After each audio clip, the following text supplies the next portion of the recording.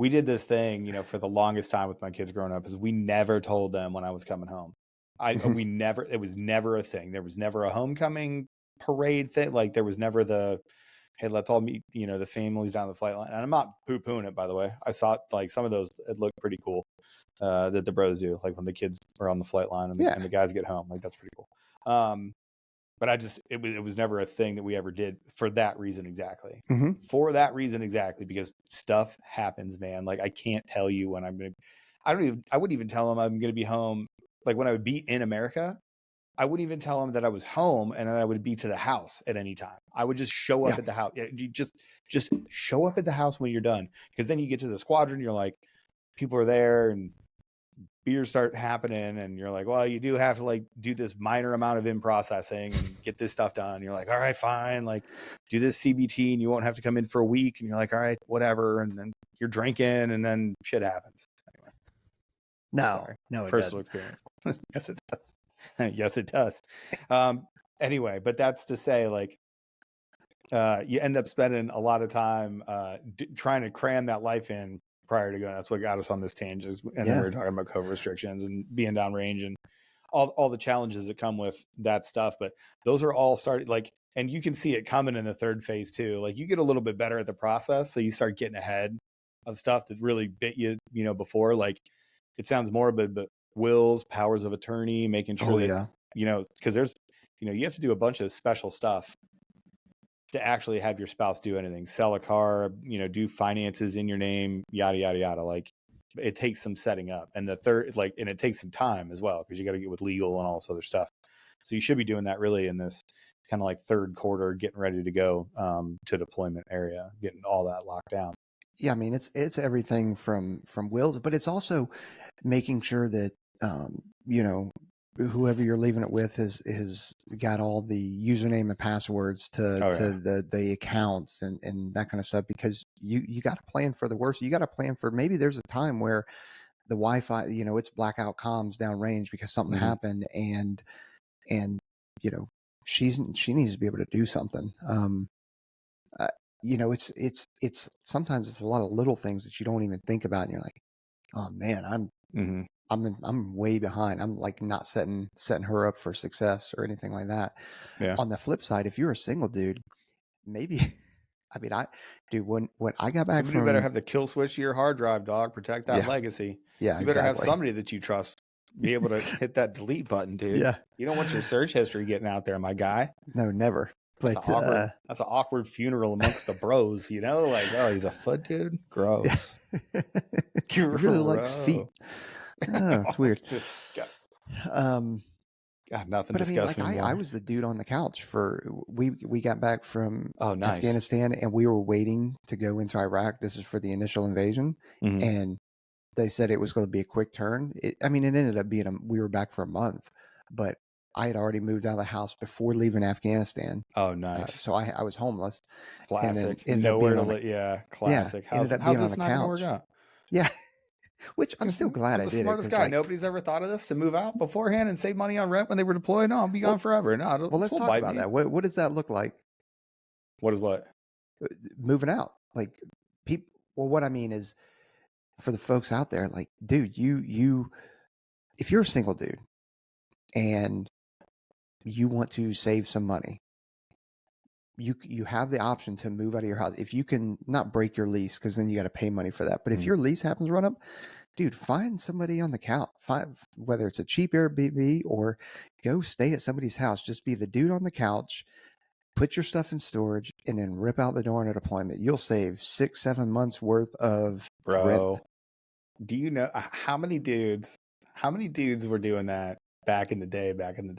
All the time, all of us. Everybody. Nobody had it. Was like crash pads everywhere. You just feel like three dudes. You just be like, oh no, it's just sort of like a team house. Dudes just kind of like flow in here and live for a little bit, and then they like end up getting a place on their own or whatever. Oh, that used to happen all the time. Guys used to just be nomads, throw their stuff in a storage unit, and then go, stay at a friend's house, stay here and there. Like, oh man.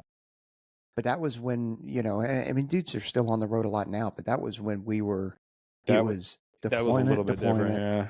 Come back, train, deployment.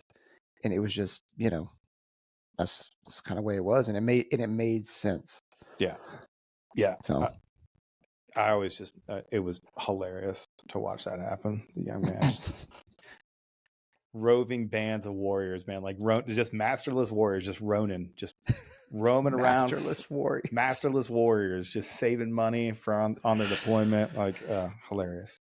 yeah, But you're trying, so back to what we're for real talking about is like you're trying to get all that stuff in line, and it is a crazy thing. Just think in your day as you pick up your phone to do 2 million things, as you pick it up to look at your bank balance, or you pick it up to check your crypto. What's up? Shib to the moon.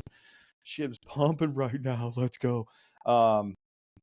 As you look at that, like just imagine somebody else having to do that for you to get that money out of that account for you. Like if you are incapacitated and you don't have that set up, like just think about all the things that you do during a day, and that's what you have to start thinking about here. And then great point of like putting life into it.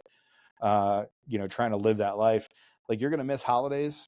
You're gonna whatever. One of my favorite things that we ever did, and we started doing it at the 321st, is we would have a combined party, because we were always on a cycle that made us miss the holidays. Like Halloween, really, Halloween through New Year's. So we would have a Halloween through New Year's party. So everybody would show up in a costume. We would have a Thanksgiving dinner. We would have Christmas. So we would have like a gift exchange. You could come in like ugly sweaters if you wanted to, or a Halloween costume. Like J-Mac came dressed as Captain America. He had like a full size, one of those suits that kids wear that have the muscles on it.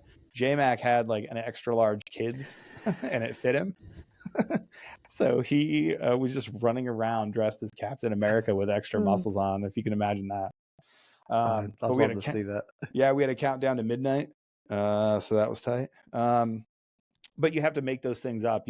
My kids, when we were younger, we made up a holiday that we would do every September, because September was right about that time that we were like, hey, now's the window where if they pull us early, it could be now, or if we go on time, it's still going to be, we need to start thinking about it. But we made up our own holiday in September that we would do every year, because we were the Christmas troop in Vegas. So we deployed 3 Christmases in a row.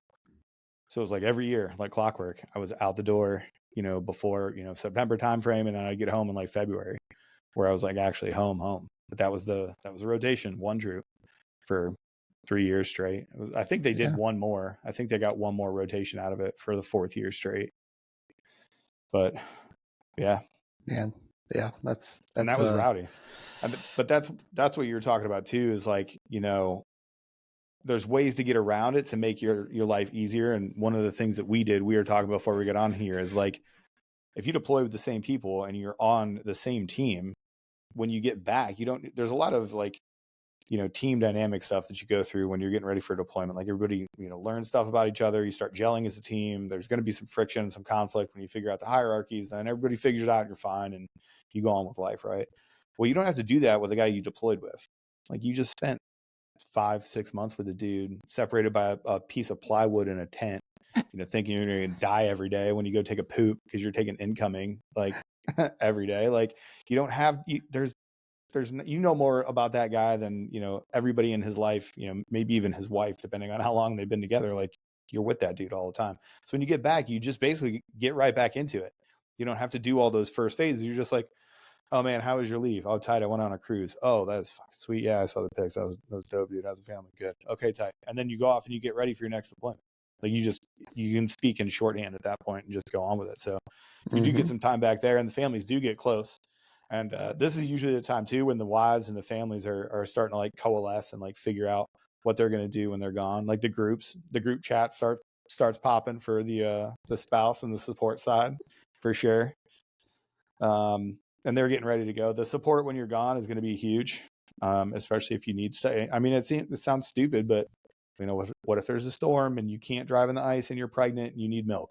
Like that is a real story that some operator stopped what he was doing at the unit and went and got milk for one of the wives because she was basically stuck at the house and she couldn't get out. Or hurricane evacuation or something like that. If you happen to be on the panhandle, it just happens.